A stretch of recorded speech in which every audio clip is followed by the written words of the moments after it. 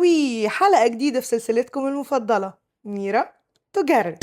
الذرة دي أنا سمعت فيها أشعار إنها بقى بتطول الرموش وإنها بديلة للإسنس ومش بتهبب على مدار اليوم. اسمها دايموند بيوتي، والشكل ده تحديدا عشان هو ده اللي الناس شكرت لي فيه، تقريبا في أشكال تاني، وده شكل فرشتها. يلا بينا نجرب ونشوف الكلام ده فعلا ولا أي كلام.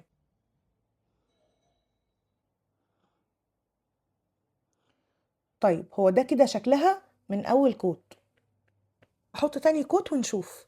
وده كده شكل تاني كوت، هحط في العين التانية وارجع اقول لكم رأيي بمنتهى الصراحة. وده كده شكله في عينيا الاتنين.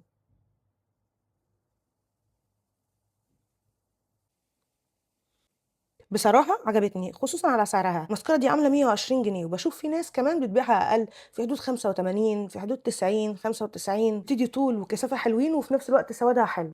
كل حاجة فيها عجباني، وأديها مثلا 8.5/10. هل هي بديلة اسنس أو حتى سيبال؟